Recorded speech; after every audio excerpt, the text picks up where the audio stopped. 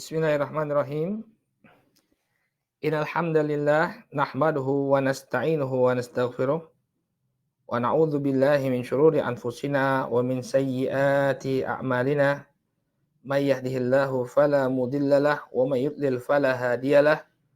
Asyhadu an la ilaha illallah wahdahu la syarikalah wa asyhadu anna Muhammadan abduhu wa rasuluh sallallahu alaihi wa ala alihi wa sahbihi wa man ittaba'a hudahu ila yaumiddin, amma ba'd. Ikhwani fiddin rahimani wa rahimakumullah.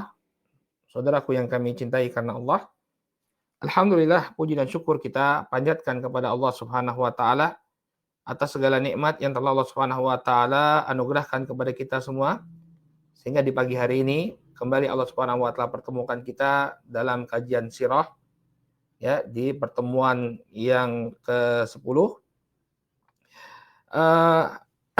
Pada pertemuan yang terakhir, ikhwani rahimani wa rahimakumullah, kita telah jelaskan bagaimana usaha dari orang-orang Quraisy agar manusia tidak mendengarkan dakwah Rasul sallallahu alaihi wasallam. Ya, pemuka Quraisy yang dipimpin oleh Al-Walid ibn Mughirah, mereka mencoba untuk menemukan ungkapan apa yang tepat bagi Rasul Shallallahu Alaihi Wasallam agar orang-orang menjauhi dakwah beliau. Ya, dikatakan sebagai penyihir, orang gila, dukun, ya, penyair, dan ucapan-ucapan lainnya. Ya. Sebagiannya lagi melontarkan syubhat tentang ajaran agama yang dibawa oleh Rasul Shallallahu Alaihi Wasallam. Ya, mereka mengatakan bahwa Nabi Alaihi Wasallam ini hanya membawa ajaran agama-agama terdahulu, atau menulis sendiri, ya, menciptakan sendiri agama-agama, menulis sendiri agama-agamanya, ya, dari apa yang beliau dapati dari orang-orang ahlul kitab. Sebagiannya lagi mengatakan bahwa apa yang disebutkan dalam Al-Quran ini hanya merupakan dongeng umat-umat terdahulu. Dan sebagiannya lagi mereka membacakan kisah-kisah dan melantunkan nyanyian-nyanyian untuk melalaikan manusia dari dakwah. Ya, ini yang telah kita jelaskan pada pertemuan yang terakhir. Nah, kita akan lanjutkan kembali pembahasan kita, yakni tentang bagaimana upaya kaum musyrikin untuk membuat Nabi Shallallahu Alaihi Wasallam menghentikan dakwahnya. Disebutkan oleh Al-Imam At-Tabari rahimahullahu taala ketika beliau menafsirkan surat Al-Kafirun, ya, bahwa dahulu Quraisy, ya, menawarkan kepada Rasul Shallallahu Alaihi Wasallam harta kekayaan. Ya, disebutkan dari riwayatnya Ibnu Abbas radhiyallahu taala anhuma, anna Quraisyan wa'at Rasul Shallallahu Alaihi Wasallam ila an yu'tuhu malan fayakunu agna rajulin bi Makkah.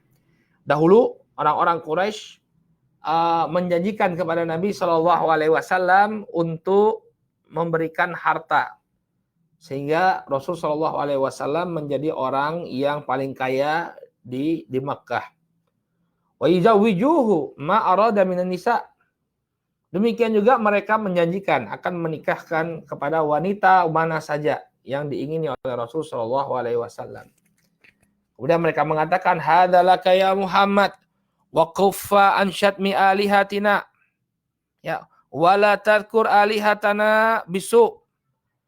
Ya, ini bagimu wahai Muhammad, ya, kami akan berikan engkau harta dan wanita yang paling cantik, tapi dengan syarat, ya, berhentilah engkau dari mencela, ya, sesembahan-sesembahan kami. Berhentilah engkau dari mencela berhala-berhala kami. Wala tarkul alihatana bisu. Dan janganlah, ya, engkau menyebutkan sesembahan-sesembahan kami dengan keburukan. Ya. Kemudian fa illam taf'al fa inna nu'ridu 'alaika khaslatan wahidatan walaka fiha salahun. Kalau engkau tidak mau juga wahai Muhammad, kata mereka, kalau engkau tidak mau juga, enggak mau harta, tidak mau juga wanita yang paling cantik, maka kami punya satu tawaran lagi. Yang ini merupakan, ya, kebaikan bagi dirimu. Qala mahi. Kemudian Rasulullah SAW mengatakan, apa yang kalian tawarkan? qalu ta'budu alihatana sanah wa na'mudu ilahaka sanah. Engkau beribadah kepada sesembahan-sesembahan kami selama 1 tahun, kemudian kami beribadah kepada sesembahanmu selama 1 tahun. Ya, jadi ini yang mereka tawarkan. Ya sudah, ya kita toleransi saja. Di tahun yang pertama kamu menyembah berhala-berhala kami. Nah di tahun yang kedua kita menyembah cuma kepada Allah saja. Ya tentunya bagi kaum musyrikin nggak masalah ya mereka menyembah Allah karena mereka sebenarnya menyembah Allah juga, hanya saja melakukan kesyirikan. Maka ini yang mereka katakan kepada Nabi SAW, ya opsinya kalau kamu tidak mau menerima apa yang kami tawarkan, mari kita berbagi sesembahan. Ya 1 tahun kamu menyembah berhala kami, ya di tahun yang selanjutnya kita menyembah Allah Subhanahu Wa Taala. Maka Nabi SAW menunggu keputusan dari Allah Subhanahu Wa Taala hatta ya andura ma ya'tini min Rabbi faja'al wahyu min indillah. Kemudian ya kata Nabi SAW, saya akan tunggu bagaimana perintah dari Robku. Ya maka kemudian datanglah wahyu dari sisi Allah Subhanahu Wa Taala, yakni firman Allah Subhanahu Wa Taala ya dalam surat Al-Kafirun,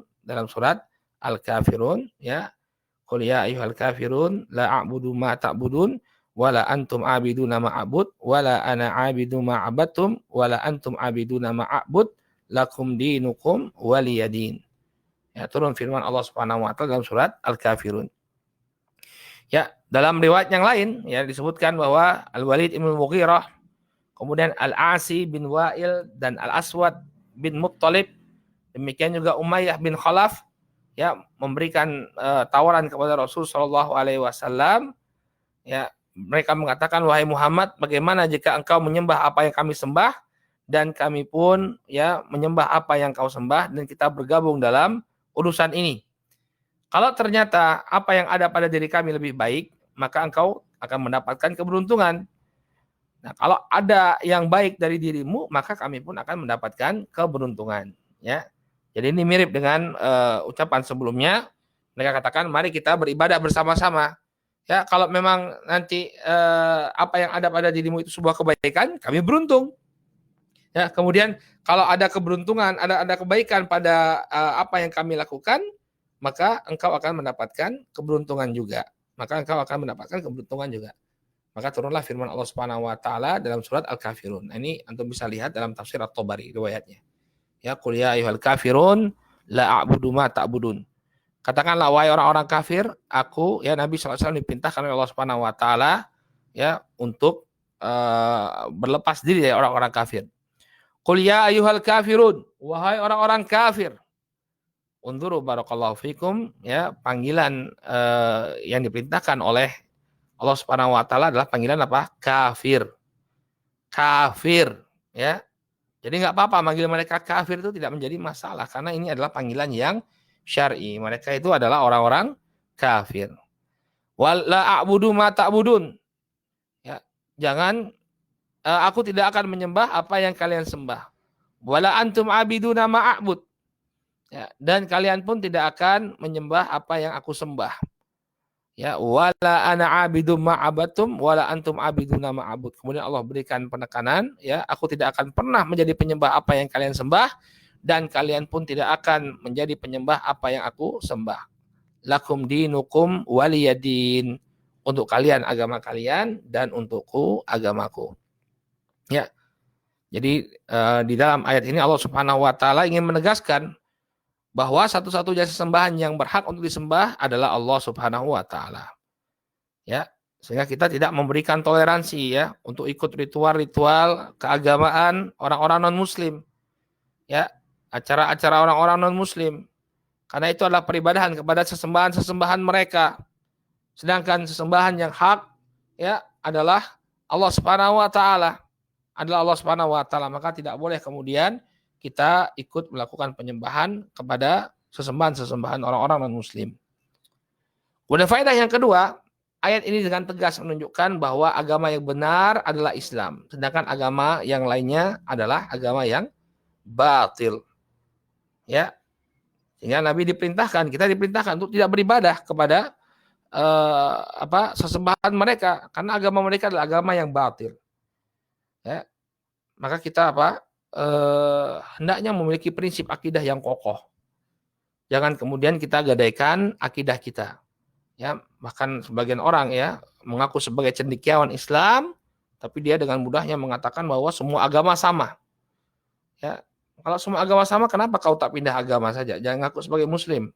Ya, jadilah engkau seorang terserah agama apa yang ingin kau peluk, jangan jadi orang Muslim kalau memang semua agama benar. Kemudian faedah yang ketiga, barakallahu fikum, ya, panggilan kafir kepada orang-orang non Muslim ini adalah panggilan yang syar'i. Sebagian golongan berusaha untuk menghilangkan penyebutan kafir ini. Ya, sempat viral ya beberapa waktu yang lalu, ada seorang pejabat negara yang bahkan sampai kalau ada yang bilang kafir-kafir, saya tempeleng, kata dia.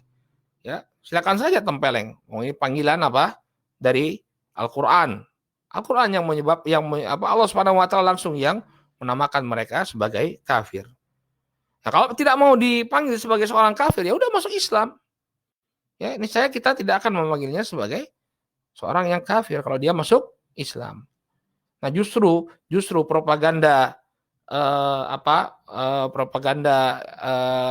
keberagaman ya, ini justru membuat orang tidak mau masuk Islam. Kalau agama sama, ngapain saya masuk Islam? Ya kan orang-orang para penganjur propaganda keberagaman ini, dia mengatakan bahwa semua agama sama. Ya sudah, ngapain saya masuk Islam? Ya udah, saya tetap aja dalam agama saya. Jadi justru mereka ini menghalangi orang untuk masuk Islam. Tapi kalau kita jelas ya menunjukkan bahwa orang yang selain Islam adalah agama yang batil, maka ada ketertarikan baginya untuk mempelajari tentang Islam. Kenapa kok Islam berani membatil-batilkan agama saya? Dia pelajari, dia masuk Islam. Tapi kalau dia berangkat dari ide bahwa semua agama sama, ngapain dia nggak tertarik sama sekali untuk mempelajari Islam?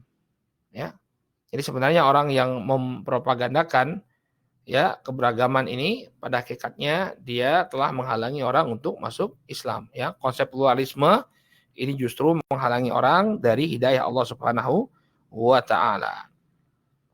Kemudian faedah juga dari ayat ini ya, bahwa adanya konsep al-wala wal bara dalam Islam. Ya, loyalitas dan berlepas diri. Ya, berapa kali disebutkan dalam ayat ini, la a'budu ma ta'budun.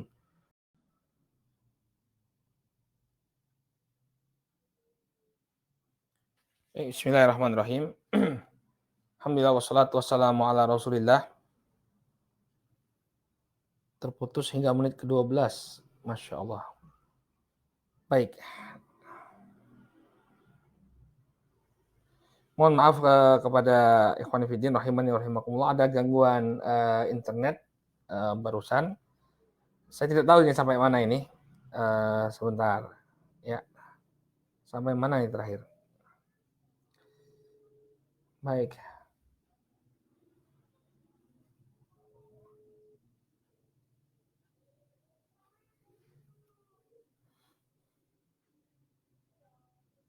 Baik. Sampai mana tadi terakhir ya?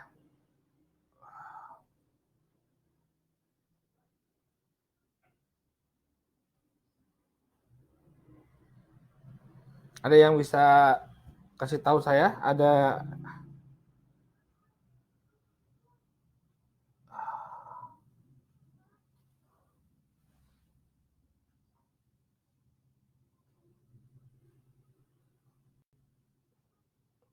baik, terakhir sampai surat Al-Kafirun dan faedahnya ya. Baik, berarti kita belum masuk ini ya. Ya. Kembali ke ya, siksaan kepada kaum muslimin ya. Jadi ketika gagal mereka setelah menawarkan beberapa opsi kepada Rasul Shallallahu Alaihi Wasallam, kemudian mereka mengalami kegagalan, maka kaum musyrikin memutuskan untuk melakukan penyiksaan kepada kaum muslimin dan menguji agama mereka. Jadi mereka berusaha untuk mengumpulkan data siapa saja yang sudah masuk Islam, kemudian mereka persekusi. Ya, kalau yang yang masuk Islam itu dari kalangan keluarga yang terpandang, ya dari keluarga yang terhormat, maka dia akan dicaci ya, seperti yang dilakukan oleh Abu Jahal. Ya, Abu Jahal apabila mendengar ada seorang laki-laki, ya dia berasal dari keluarga terhormat, maka akan dicaci, dihina. Tapi kalau dia dari kalangan du'afa, maka langsung dipukul oleh Abu Jahal. Karena orang-orang du'afa ini, ya orang-orang du'afa ini nggak ada yang melindungi. Jadi mereka tidak punya rasa takut sama sekali untuk mendolimi kaum du'afa. Dan kebanyakannya pengikutnya Rasul Shallallahu Alaihi Wasallam itu adalah dari kalangan du'afa, orang-orang lemah. Bahkan ini merupakan ciri dakwahnya para nabi dari sejak dahulu kala. Bagaimana yang terungkap dalam dialognya Heraklius dan Abu Sufyan, nanti kita akan masuk ke dalam pembahasan itu. Ya, seperti dialognya Heraklius dan Abu Sufyan, disebutkan bahwa Heraklius bertanya kepada Abu Sufyan, pengikutnya Rasul, orang yang mengaku Rasul ini kebanyakannya dari kalangan agniya atau dari kalangan du'afa. Ya. Maka dijawab oleh Abu Sufyan. Abu Sufyan menjawab dengan jujur bahwa kebanyakan pengikutnya adalah kaum du'afa, orang-orang yang lemah. Ya, maka kemudian kata Heraklius, demikianlah keadaan para nabi. Kebanyakan pengikut mereka adalah dari kaum du'afa, jadi dari kaum orang-orang lemah. Maka otomatis banyak orang-orang yang disiksa. Pengikutnya Nabi Alaihissalam banyak yang disiksa. Kenapa? Karena mereka adalah orang-orang yang du'afa. Ya. Bahkan yang dari kalangan orang terkemuka. Ya, makanya kalau dari dia dari kalangan orang terkemuka yang yang menyiksanya itu adalah keluarganya sendiri. Bukan dari orang lain ya, tapi yang menyiksa adalah keluarga sendiri. Seperti apa? Utsman bin Affan. Utsman bin Affan ini dari kabilah yang dari Bani Adi, termasuk kabilah yang cukup disegani di tengah-tengah orang-orang Quraisy. Maka nggak ada yang berani menyentuh Utsman bin Affan kecuali keluarganya sendiri. Ya, disebutkan oleh Syekh Safi Rahman Al-Barakfuri bahwa dia digulung dalam tikar, kemudian diasapi dari bawahnya. Ya. Kemudian Mus'ab bin Umair. Mus'ab bin Umair ini juga termasuk dari kalangan keluarga yang terpandang. Bahkan dikatakan bahwa Mus'ab ini hidupnya sangat enak ya, terbiasa dengan kehidupan yang sangat enak. Tapi berubah begitu beliau masuk Islam, keluarganya membenci Mus'ab bin Umair, bahkan ibunya tidak memberikannya makan dan diusir. Mus'ab bin Umair ini diusir dari rumahnya. Oleh sang ibu. Sehingga disebutkan bahwa kulitnya Mus'ab itu berubah. Kenapa? Karena sebelumnya hidup enak, hidup nyaman, terpaksa hidup di jalanan. Ya, karena diusir oleh keluarganya. Ya, ini yang mereka lakukan kepada orang-orang dari keluarga terpandang. Jadi yang menyiksa atau yang melecehkan adalah keluarga mereka sendiri. Adapun yang dari kalangan budak, ya sudah habis ya. Orang-orang lemah habis. Di antaranya Suhaib bin Sinan Ar-Rumi. Suhaib bin Sinan Ar-Rumi ini juga ya mantan budak. Sebagian ulama ada sebagian riwayat menyebutkan bahwa dia aslinya orang Arab, kemudian ditahan oleh orang Rum dan dijadikan budak. Sebagian lagi mengatakan bahwa dia berasal dari Romawi, Ar-Rumi, ya disiksa sampai hilang ingatan. Ya ketika itu tentunya ingatannya dikembalikan oleh Allah Subhanahu Wa Taala ya. Ya ketika itu dia disiksa sampai nggak sadar dan tidak memahami apa yang dia bicarakan. Demikian juga Bilal, ma'ruf kisahnya di tengah-tengah kita. Bilal adalah budak milik Umayyah bin Khalaf. Ya, dia mengalami perlakuan yang sangat kejam. Ya, disebutkan bahwa Bilal ini di lehernya ketika itu diikatkan seutas tali, kemudian tali ini dibawa oleh anak-anak. Jadi dia dilecehkan ya, seolah-olah seperti hewan. Jadi apa? Lehernya diikat, kemudian diperintahkan kepada anak-anak untuk membawa Bilal berlari. Jadi seperti mainan ya, dipermainkan seperti itu. Bahkan kadang-kadang dia dipukul oleh tuannya Umayyah dengan tongkat atau dipaksa duduk di bawah teriknya sengatan matahari. Dan juga beliau pernah tidak diberi makan. Jadi bertubi-tubi siksaan yang dialami oleh Bilal radhiyallahu taala anhu. Sampai puncaknya Bilal dibawa ke daerah Batha. Batha ini adalah tanah lapang di pinggiran kota Mekah yang berkerikil, yang sangat tandus. Ya, Bilal dibawa ke sana. Kemudian ditelentangkan tubuhnya, lalu di atasnya ditaruh batu yang sangat panas. Kemudian Umayyah mengatakan, la wallahi, la tazalu hakadha hatta tamuta ya atakfura bi Muhammad wa ta'budal Lat wal Uzza. Tidak, demi Allah, ya engkau akan senantiasa dalam keadaan seperti ini, dalam keadaan kami siksa sampai engkau ya meninggal, sampai engkau mati. Jadi engkau, wahai Bilal, akan kami siksa sampai mati. Engkau akan kami siksa sampai mati. Atau ya kalau kau tidak mau mati, ya takfur bi Muhammad. Engkau kufur kepada Muhammad. Wa ta'budal Lat wal Uzza, dan engkau menyembah Latta dan Uzza. Jadi ini ancaman Umayyah bin Khalaf kepada Bilal bahwa dia akan senantiasa disiksa ya sampai dia mau mengikuti ya atau kembali menyembah berhala. Maka apa yang diucapkan oleh Bilal ketika itu, beliau hanya mengucapkan ahadun ahad. Ahad, ahad, ahad. Ya. Allah yang esa, Allah yang esa. Demikian diulang-ulang oleh Bilal. Ya.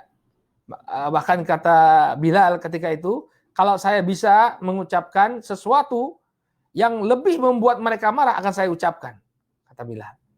Ya, karena ketika itu mampunya hanya mengucapkan ahad-ahad. Ya. Kan yang mereka benci apa? At-tauhid. Mereka sangat membenci tauhid. Karena tauhid ini merupakan pelecehan kepada berhala-berhala mereka. Maka Bilal tahu, ya Bilal malah membuat mereka ya marah dengan mengucapkan ahadul ahad. Kata beliau, kalau saya tahu ada ucapan lain yang membuat mereka marah selain ucapan ini, maka saya akan ucapkan. Ya, maka saya akan ucapkan. Baik. Ya. Sampai kemudian Abu Bakar As-Siddiq radhiyallahu taala ya anhu melewati Bilal yang ketika itu sedang disiksa oleh Umayyah, lalu Abu Bakar pun membayarkan sejumlah harta untuk membebaskan Bilal. Jadi Abu Bakar ini, ikhwan fillah, rahimani wa rahimakumullah, sangat banyak jasanya kepada kaum muslimin. Ya, dia yang membebaskan banyak budak yang disiksa oleh tuannya karena beriman. Kemudian ada juga keluarganya Yasir. Keluarganya Yasir. Ya, keluarga Yasir ya, dia kemudian anaknya Ammar dan istrinya Sumayyah ini juga tidak luput dari penganiayaan karena mereka ini keluarga bekas budak ya. Bekas budak tidak punya penolong. Ya, maka mereka semua diseret ke Al-Abtah. Ya, Al-Abtah ini daerah di luar kota Makkah juga, di sekitar kota Makkah, kemudian ya mereka disiksa.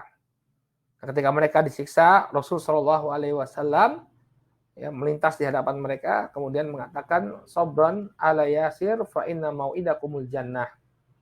Bersabarlah keluarga Yasir, karena sesungguhnya ya tempat yang dijanjikan bagi kalian itu adalah surga. Tempat yang dijanjikan bagi kalian adalah surga.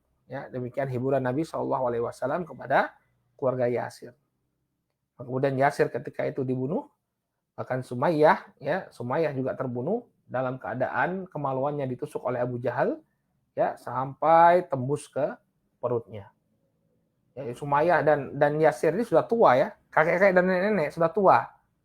Ya, kemudian dia disiksa sedemikian rupa oleh kaum musyrikin, bahkan terbunuh. Ya, maka Sumayyah ini merupakan syahidah yang pertama meninggal dalam Islam, yang gugur pertama dalam Islam. Baik. Kemudian barakallahu fikum ya. Adapun Ammar, setelah bapak dan ibunya meninggal, mereka pun semakin menambah siksaan kepada Ammar bin Yasir. Sama seperti Bilal ya. Mereka letakkan batu besar yang memerah saking panasnya di atas dadanya Ammar ya, bahkan mereka juga terkadang menenggelamkan muka Ammar ke dalam air, merendam Ammar ya, biar dia tidak bisa bernapas. Kemudian dia mengatakan, "Kami akan selalu menyiksamu wahai Ammar sampai engkau mau mencaci Muhammad atau mengatakan perkara-perkara yang baik kepada Latta dan Uzza." Ya, karena siksaan yang dialami ya sudah mencapai puncak, maka Ammar pun mengucapkan apa yang mereka inginkan. Dalam keadaan hati beliau radhiyallahu taala anhu tetap beriman ya kepada Allah Subhanahu wa taala dan Rasulnya. Ya, jadi beliau ya tetap beriman dalam hatinya, hanya saja ucapannya menyetujui apa yang diucapkan oleh orang-orang Quraisy. Kemudian setelah dia lepas dari siksaan, Ammar pun menemui Rasul Shallallahu Alaihi Wasallam, kemudian menangis dan meminta maaf kepada Rasul Shallallahu Alaihi Wasallam. Maka ketika itu turunlah firman Allah Subhanahu Wa Taala, "Man kafara billahi min ba'di imanihi illa man ukriha wa qalbuhu mutmainnun bil iman." Ya. Barang siapa yang kafir kepada Allah setelah keimanannya, maka dia akan mendapatkan kemurkaan dari Allah. Illa man ukriha wa qalbuhu mutmainnun bil iman. Kecuali orang-orang yang dipaksa dalam keadaan hatinya tenang di dalam keimanan. Maka orang yang demikian tidak mengapa. Ya. Jadi karena dia dalam keadaan yang terpaksa, nyawanya terancam, ya, maka dia pun mengucapkan kata-kata kekufuran, namun hatinya tetap berada dalam keimanan. Kata Allah Subhanahu Wa Taala, illa man ukriha wa qalbuhu mutmainnun bil iman. Kecuali orang-orang yang dipaksa dalam keadaan hatinya tetap tenang di dalam keimanan. Ya. Kemudian siksaan kepada para sahabat lainnya. Ada sahabat yang namanya Abu Fukaihah, mantan budak dari Bani Abdiddar. Ya, sama siksaannya, kakinya dirantai kemudian ditelungkupkan di atas tanah yang panas dan ditindih dengan batu panas. Dan ini model siksaan yang populer di tengah-tengah mereka. Ya, karena Jaziratul Arabia, terutama kota Makkah, sampai sekarang pun kita merasakan panasnya ya. Ya, lebih dari 40 derajat, panas sekali ya. Bagaimana zaman dahulu belum ada mukayyif, belum ada AC, lebih panas lagi. Ya, jadi bentuk siksaan yang populer tengah-tengah mereka, ya ini ditelantangkan di atas tanah yang tandus, kemudian ditimpa batu yang panas. Ya. Demikian juga Khabbab bin Al-Arad. Ya, Khabbab bin Al-Arad ini dulu haddad, seorang pandai besi. Ya, maka mereka menyiksanya dengan menempelkan besi panas ke punggung dan wajah Khabbab. Ya, dicas oleh orang-orang musyrik. Anda bisa bayangkan bagaimana keadaan mereka. Ya. Demikian juga ada Zinnirah, seorang wanita yang juga merupakan budak wanita, Zinnirah. Ya, dari bangsa Romawi, ya dia disiksa sampai buta. Tapi kemudian Allah Subhanahu Wa Taala mengembalikan ya pandangan Zinnirah, dia bisa melihat kembali, maka kemudian orang-orang mengatakan bahwa ini adalah sihirnya Muhammad alaihi salatu wasalam. Ya, apa yang terjadi pada Zinnirah, matanya kembali bisa melihat, ini merupakan sihir dari Rasulullah SAW. Dan masih banyak lagi bentuk siksaan mereka kepada kaum muslimin. Ya. Nah, dalam masa-masa penyiksaan ini tampak sekali demikian besar ya peran Abu Bakar As-Siddiq radhiyallahu taala. Jadi Abu Bakar As-Siddiq ini termasuk orang yang berpunya ya, orang yang punya harta. Ya, karena kebanyakan yang disiksa itu adalah para budak, maka tidak lain dan tidak bukan cara menyelamatkan mereka adalah membebaskan dari tuannya. Abu Bakar mengeluarkan banyak sekali harta ya untuk membebaskan budak-budak ini. Ya, termasuk yang dibebaskan oleh Abu Bakar Siddiq adalah sahabat Bilal. Ya. Kemudian juga mereka berusaha ya selain melakukan penyiksaan kepada orang-orang du'afa ya, kepada orang-orang du'afa, mereka juga berusaha untuk mempengaruhi Abu Thalib, karena Abu Thalib ini pamannya Rasul Shallallahu Alaihi Wasallam. Ya, mereka datang menghadap kepada Abu Thalib, meminta agar Abu Thalib ya menghentikan dakwahnya Rasul Shallallahu Alaihi Wasallam. Ya, maka Abu Thalib menolak permintaan mereka, ya. Maka Nabi SAW tetap melanjutkan dakwahnya. Ya, mereka tidak menyerah. Mereka kembali mendatangi Abu Thalib, ya, meminta agar Abu Thalib tidak membela Rasul Shallallahu Alaihi Wasallam. Ya, nah kemudian Abu Thalib pun mengutarakan keinginannya orang-orang Quraisy ini kepada Rasul Shallallahu Alaihi Wasallam. Beliau mengatakan, wahai keponakanku, sesungguhnya kaummu telah mendatangiku dan memberikan ancaman. Oleh karena itu berhentilah engkau dari dakwahmu demi kemaslahatanku dan juga keselamatan dirimu sendiri. Jangan engkau membebani aku dengan sesuatu yang tidak mampu aku lakukan. Artinya aku tidak bisa selamanya memberikan perlindungan kepada dirimu. Kata Rasul Shallallahu Alaihi Wasallam dalam sebuah riwayat yang masyhur, ya ammi wallahi ya law wada'u syamsa fi yamini wal qamara fi yasari ala an atruka hadzal amr hatta yuzhirahullahu au ahlak fihi ma taraktuh. Wahai pamanku, ya, demi Allah, kalau mereka meletakkan matahari di tangan kananku dan bulan di tangan kiriku agar aku meninggalkan agama ini hingga Allah memenangkannya atau aku binasa karenanya, ya, maka aku tidak akan meninggalkannya. Jadi Nabi SAW menunjukkan kekokohan hati beliau, ya. Walaupun matahari diberikan di tangan kanan, bulan diberikan di tangan kiri, maka ya aku tidak akan meninggalkan apa yang aku lakukan. Ini dakwah kepada manusia. Maka kemudian Abu Thalib kagum dengan kekokohan keponakannya, maka dia pun mengatakan kepada Rasulullah SAW, silakan perbuat apa yang kau suka. Ya, aku tidak akan pernah menyerahkanmu kepada mereka. Ya, disebutkan oleh para ulama bahwa hadis ini hadis yang lemah, ya, karena diriwayatkan dari seorang perawi yang bernama Yaqub bin Utbah, dia seorang tabi'in. Hanya saja datang dalam riwayat yang lain ya dengan sanad yang hasan, lafadznya bukan seperti yang kita sebutkan tadi, ya, lawadhu syamsa fi yamini wal qamara fi yasari, bukan.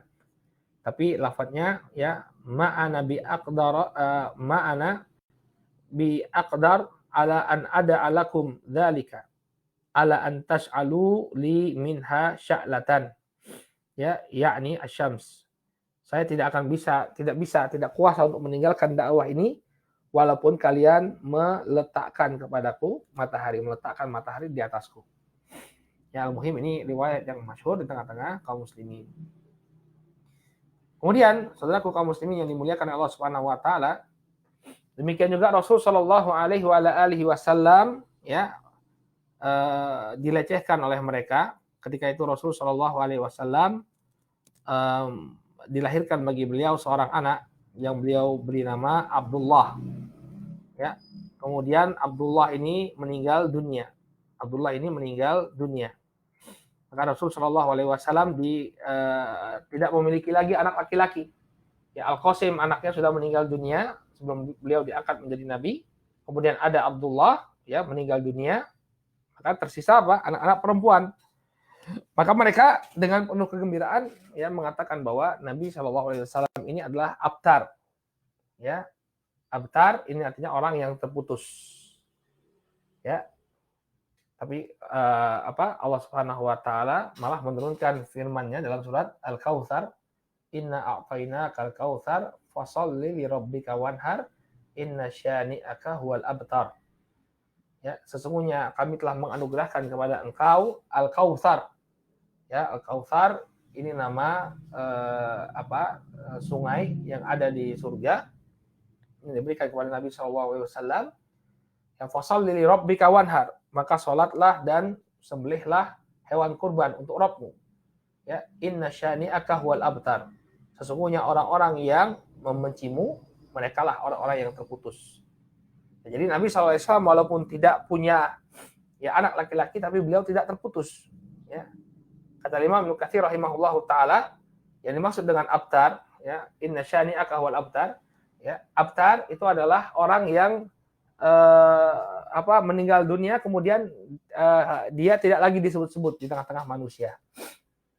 Ya, jadi kalau anak laki-lakinya mati semua, tentu dia tidak ada siapa lagi yang memuji Rasul Shallallahu Alaihi Wasallam, tidak ada lagi siapa yang akan memuji Rasul Shallallahu Alaihi Wasallam. Ya, ini merupakan ini yang dipahami oleh orang-orang musyrikin. Padahal Nabi Shallallahu Alaihi Wasallam akan tetap senantiasa disanjung. Ya, Nabi Shallallahu Alaihi Wasallam akan tetap disanjung. Ya, bahkan kita setiap kali Nabi Alaihi Wasallam disebut namanya, kita selalu bersolawat kepada beliau, menunjukkan keutamaan beliau Alaihi Wasallam. Baik. Ini yang terjadi pada diri beliau. Ya, demikian juga mereka sebagiannya melempari beliau, ya, ketika melakukan sholat, ya, dilempari dengan jeroan kambing.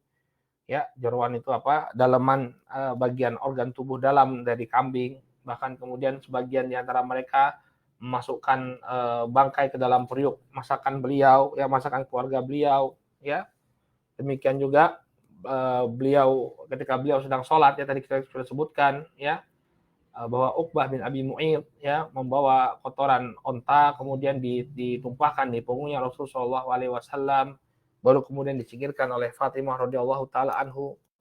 Demikian juga Umayyah bin Khalaf ya, dia juga termasuk orang yang sangat suka mengganggu Rasulullah SAW, sampai kemudian Allah Subhanahu wa taala menurunkan firman-Nya tentang Umayyah bin Khalaf ya, wailul likulli humazatil lumazah, celakalah bagi setiap pengumpat atau pencela ya. Ini menunjukkan ini kembalinya kepada Umayyah bin Khalaf ya. Kemudian juga disebutkan di masa-masa penyiksaan ini Allah Subhanahu wa taala memberikan perlindungan kepada Rasul Shallallahu alaihi wasallam ketika Abu Jahal ya mendengar kabar bahwa Rasul Shallallahu alaihi wasallam itu sholat di Masjidil Haram di depan Ka'bah, maka dia sangat marah. Ya, dia kemudian berniat untuk menginjak lehernya Rasul Shallallahu alaihi wasallam, namun kemudian terhalangi. Ya, ketika itu dihalangi oleh para malaikat. Di hadapan Abu Lahab ada parit yang terbuat dari api, kemudian sayap-sayap yang menghalangi beliau dari Rasul Shallallahu alaihi wasallam. Kata Rasul Shallallahu alaihi wasallam, kalau Abu Jahal tetap ngotot ingin mendekati aku, maka dia akan tercabik-cabik dengan sayap-sayap malaikat tadi. Nah, kemudian Nabi Shallallahu alaihi wasallam juga pernah mendoakan ya 7 orang tokoh dari musyrikin Quraisy ya, karena tindakan mereka yang luar biasa kepada kaum muslimin, di antaranya Abu Jahal, kemudian Utbah bin Rabi'ah, Syaibah bin Rabi'ah, ya ini kakak beradik, kemudian Al-Walid bin Utbah, kemudian Umayyah bin Khalaf, Uqbah bin Abi Mu'ayth, dan Imarah bin Al-Walid. Ya, maka ketujuh orang ini tewas mengenaskan dalam perang Badar. Nah, hikmah dari kisah ini, barakallahu fikum, ya, kenapa kok ada fase penyiksaan? Kenapa Allah Subhanahu wa taala tidak segera memberikan ya pertolongan? Tentunya ada hikmah ya. Tentunya Nabi ketika itu juga masih lemah ya. Kenapa kok tidak ada perlawanan ketika itu? Kok seolah-olah dibiarkan saja penyiksaan? Karena memang tidak punya kekuatan. Maka Islam itu terukur. Jadi tidak sembarangan ya. Yang penting mati di jalan Allah, tidak, tapi terukur ya. Kenapa kok pasrah disiksa, tidak melakukan perlawanan? Ya karena pasti kalah. Islam ketika itu nggak punya kekuatan sama sekali. Makanya ayatul jihad, perintah untuk berjihad itu turun ketika Nabi Shallallahu alaihi wasallam sudah berada di kota Madinah. Ketika sudah memiliki kekuatan, baru diperintahkan untuk berjihad. Maka mereka banyak bersabar. Ya. Dan di antara hikmahnya yang pertama, hikmah dari siksaan ini, ya, kita bisa menyadari demikian besar nikmat yang Allah berikan. Nah, sekarang kita bebas beribadah. Ya, mau di Malaysia, di Indonesia, bebas kita beribadah. Ya, walaupun sekarang lagi musim pandemi ya, terhalang dari masjid bukan karena kita dalam keadaan ditekan oleh pemerintah, tidak. Justru mereka sayang kepada kita. Ya. Secara umum kita bebas untuk melakukan ibadah. Ya, bisa mengajarkan al-haq ya, walaupun di sebagian tempat ya tidak diperbolehkan, tapi alhamdulillah lah ala kulli hal dakwah masih bisa tersebar di tengah-tengah kita. Di zaman dahulu ya mereka harus mengalami siksaan. Kalau berpegang teguh dengan ajaran agama ya resikonya mengalami siksaan dari orang-orang Quraisy. Oleh karena itu hendaknya kita banyak bersyukur karena Allah telah berikan kemudahan yang banyak bagi kita. Kemudian yang kedua, ya, kehidupan dunia ini bukanlah patokan kemuliaan. Kalau kita lihat para sahabat, mereka direndahkan, mereka dilecehkan, mereka disiksa. Tapi di sisi Allah Subhanahu wa taala mereka ini adalah orang-orang yang paling mulia. Jadi kemuliaan seseorang itu bukan diukur dari pandangan manusia. Bisa jadi dia dihina oleh manusia, dia nggak rendah oleh manusia, tidak punya harga, tapi di sisi Allah Subhanahu wa taala ya dia memiliki kedudukan yang sangat tinggi. Kemudian faedah yang ketiga, ya, bahwa ujian ini merupakan seleksi bagi orang yang beriman. Oleh karena itu di Mekah itu nggak ada orang munafik. Semua orang beriman ya. Kaum muslimin itu yang mengaku sebagai muslim ya benar-benar muslim, bukan orang munafik. Ya, kenapa? Karena mereka mengalami siksaan, tapi mereka tetap mempertahankan agama mereka. Ya, berbeda dengan kaum munafikin. Ya, kaum munafikin mereka sebaliknya ya, mengaku Islam ya, mengaku Islam tapi menyembunyikan kekufuran. Kemudian hikmah lainnya dari siksaan yang dialami para sahabat, yakni munculnya simpati dari sebagian orang. Ya, sehingga mereka mulai tertarik untuk masuk Islam, sehingga nanti melahirkan siapa? Hamzah, demikian juga Umar, ya, masuk Islam karena melihat ya siksaan-siksaan yang dilakukan oleh kaum musyrikin ini. Artinya mulai mereka berpikir, apakah kita ini benar atau tidak? Kenapa kok kita bisa tega menyiksa mereka? Ya, inilah beberapa hikmah dari peristiwa penyiksaan kepada para sahabat ridwanullah alaihim ajmain.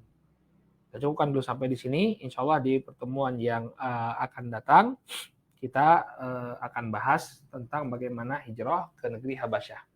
Karena demikian kuat pressure yang dialami oleh Rasulullah SAW dan para sahabat, maka Rasulullah SAW mengizinkan mereka untuk berhijrah. Ketika itu hijrahnya kemana? Ke negeri Habasyah. Bagaimana proses hijrah? Apa yang mereka hadapi di negeri orang? Insya Allah ini akan kita bahas pada pertemuan yang akan datang. Bismillahirrahmanirrahim ta'ala. Nakifilahuna subhanakallahumma wa bihamdika. Asyhadu an la ilaha illa anta astaghfiruka wa atubu ilaik. Wassalamualaikum warahmatullahi wabarakatuh.